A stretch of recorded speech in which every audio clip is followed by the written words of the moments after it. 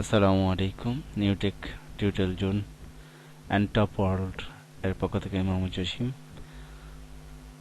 Word 2007 এর Bangla tutorial আপনাদেরকে অভিনন্দন।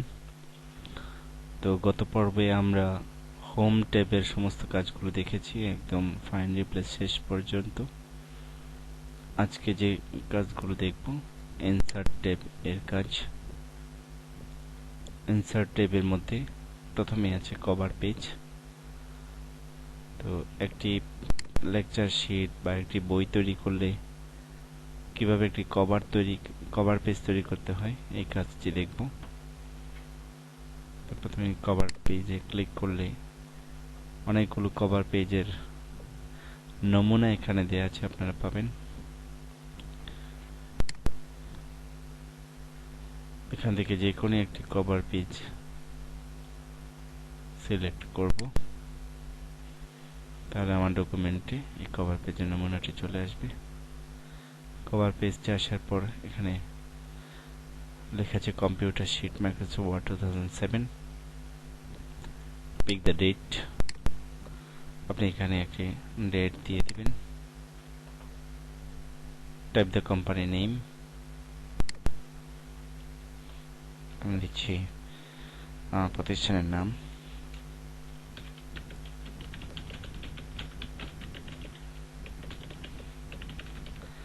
Computer academy.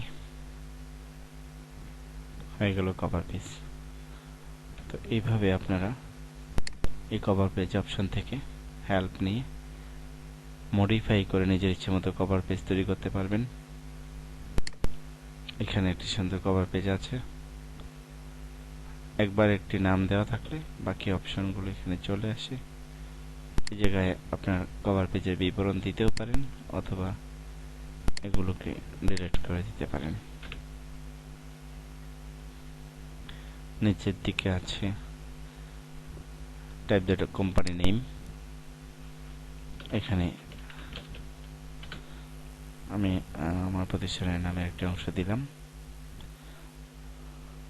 তো এইভাবে কভার পেজ তৈরি করা যায়। কভার পেজটি যদি আপনি রাখতে না চান ডিলিট করে দেবেন। তাহলে ইনসার্টের কভার পেজ অপশনে গিয়ে রিমুভ কভার পেজ অপশনটি এখন ইনঅ্যাক্টিভ দেখা যাচ্ছে। আমি এখানে ক্লিক করছি, দেন কভার পেজ। না, এই অপশনটা আসতেছে না, আমি এটা পাল্টে দিচ্ছি।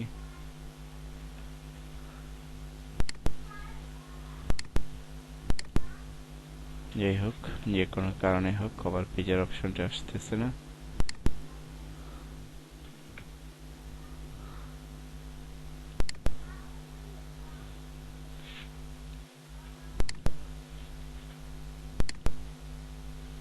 এটি অ্যাক্টিভ থাকার কথা। তো যেহেতু এটি অ্যাক্টিভ নেই, তো এটা রিমুভ করা যাচ্ছে না এখান থেকে। আমার পরের কাজটি দেখি। তারপর হচ্ছে ব্ল্যাঙ্ক পেজ। আমি জুম করে দেখাচ্ছি আমার এখানে কয়টি পেজ আছে।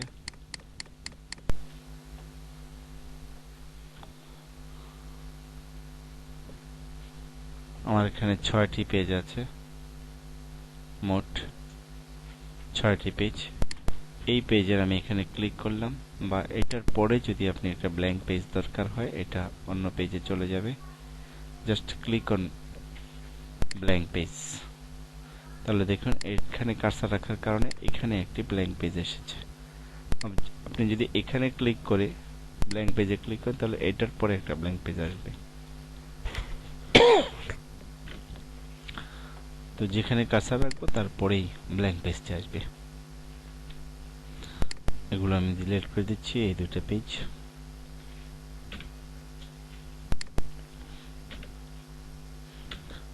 ফিরে আসতেছি, আমি এখানে ক্লিক করলাম। এই লেখাটুকু আমি আরেকটা পেজে নিয়ে যাব। পেজ ব্রেক অপশনে ক্লিক করব, এই জন্য আমি এখানে ক্লিক করেছি। পেজের প্রথম প্যারাটি এই পৃষ্ঠা থাকবে, দ্বিতীয় প্যারাটি পরের পৃষ্ঠায় চলে যাবে। এটি হচ্ছে পেজ ব্রেক। এই কাজটি আপনি কন্ট্রোল এন্টার চেপে করতে পারবেন, কিবোর্ড থেকে কন্ট্রোল এন্টার, তাহলেই পেজ ব্রেক হয়ে যাবে। তাহলে এই 3টি কাজ খুবই সহজ কাজ।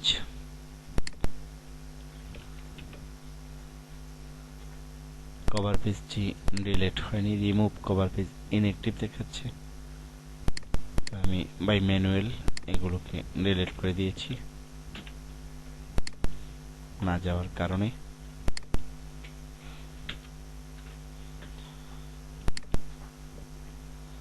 আমি আমার পেজটিতে কাজ করব। তারপর যে কাজটি আমি করব সেটি হচ্ছে টেবিল, কিভাবে টেবিল তৈরি করতে হয়। মাইক্রোসফট ওয়ার্ডের টেবিলের কাজটি খুব গুরুত্বপূর্ণ একটি কাজ। আমরা এখানে কাজটি করব, এই জায়গায় খুবই গুরুত্বপূর্ণ কাজ। টেবিল এর মধ্যে ক্লিক করে দেখুন, এইভাবে যদি আমি নিচের দিকে নামি তাহলে কলাম 1টি এবং রো এসেছে 5টি। যদি আমি ডান দিকে যাই তাহলে কলামটি 2টি ভাগে বিভক্ত হয়েছে। এভাবে যদি আমি ডান দিকে যাই তাহলে দেখুন 5টি কলাম হয়েছে, আমি 5টি ঘর সিলেক্ট করার কারণে। তো এভাবে আমি একটি টেবিল তৈরি করেছি। আমি পরিচয় করে দিচ্ছি টেবিলের কোন জিনিসটিকে কি বলে। এটিকে বলা হয় কলাম। এখানে 5টি কলাম আছে। আর এভাবে আর এভাবে যে অপশনটি আছে সারি বাংলায় বলা হয়, এগুলো হচ্ছে রো।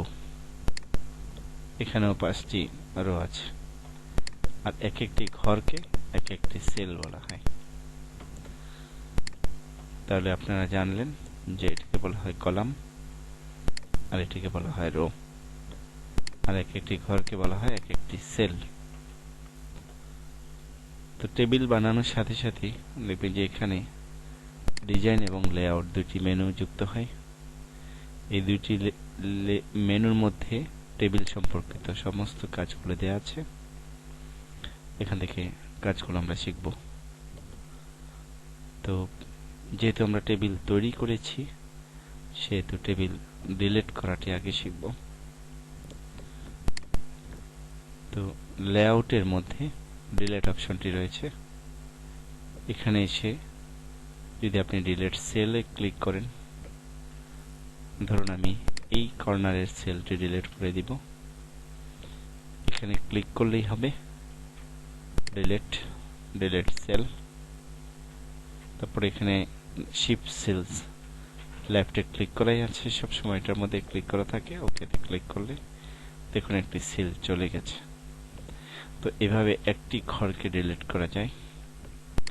আবার যদি আমি পুরো কলামটিকে ডিলিট করতে চাই, দেন ডিলিটে ক্লিক করে ডিলিট কলামস এর মধ্যে ক্লিক করব, তাহলে একটি কলাম চলে গেল।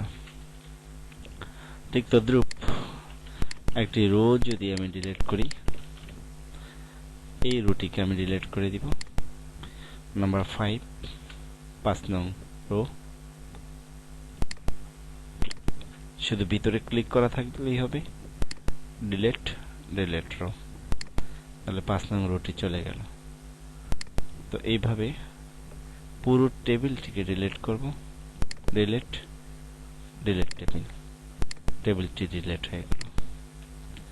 তো আশা করি আপনারা সবাই বুঝতে পেরেছেন কিভাবে টেবিল বানাতে হয় এবং ডিলিট করতে হয়। টেবিলে ক্লিক করে আমরা এই অংশটি দিয়ে একটি টেবিল তৈরি করেছিলাম। টেবিল তৈরি করার আরও একটি সহজ পদ্ধতি হলো ইনসার্ট টেবিল। এখানে ক্লিক করলে একটি অপশন আসবে, menu, command box, number of columns এবং নাম্বার অফ রোজ সংখ্যা দিয়ে আপনি টেবিল তৈরি করতে পারেন। নাম্বার অফ কলামস এর মধ্যে 5 দেওয়া আছে, এখানে 5 অর্থাৎ 5টি কলাম। আমি এটিকে 4 করে দিচ্ছি, তাহলে 4টি কলাম তৈরি হবে। এখানে 2 দেওয়া আছে, আমি 6 দিলাম, তার মানে হচ্ছে 6টি রো তৈরি হবে। ওকে প্রেস করলাম। দেখুন আমি 4টি কলাম সিলেক্ট করেছিলাম, 4টি কলামই এসেছে, 2 3 4, 6টি রো দিয়েছি, এখানে 6টি রোই তৈরি হয়েছে। তো এইভাবে টেবিল তৈরি করা যায়। টেবিলটি ডিলিট করার জন্য একটু আগে আমি যেভাবে দেখিয়েছি, layout, delete, delete table, delete row, delete column, delete cell. তো আমি টেবিলটি ডিলিট করে দিচ্ছি। টেবিল তৈরি করার আরো একটি পদ্ধতি এখানেই দেওয়া আছে, টেবিল, ড্র টেবিল। এখানে ক্লিক করলে একটি পেন্সিল আসবে। এই পেন্সিল দিয়ে চাপ দিয়ে ধরে এইভাবে ড্র্যাগ করে আপনার যতটুকু রেঞ্জ দরকার ছেড়ে দিবেন। একটি চতুর্পাশে একটি ছক হবে। তারপর আপনার যতগুলো কলাম দরকার হয় এভাবে টেনে উপরের দাগ থেকে নিচের দাগ পর্যন্ত মিলিয়ে ছেড়ে দেবেন। তাহলে আপনার কলাম হবে। প্রশস্ত যতটুকু দরকার আপনার ইচ্ছে মতো আপনি কলাম তৈরি করলেন। রো গুলো এভাবে বাম দিক থেকে টেনে ডান দিকের শেষ মাথা পর্যন্ত মিলিয়ে রো তৈরি করতে পারবেন। যত বড় যত মোটা দরকার আপনি এভাবে তৈরি করে নেবেন, তাহলে টেবিল তৈরি হয়ে যাবে। এই ডিজাইন ড্র টেবিলের এই পেন্সিলটি দিয়ে আমরা টেবিলটি তৈরি করেছি। আবার এখানে ক্লিক করলে আপনি এখন এডিটের কাজ করতে পারবেন, লিখতে পারবেন।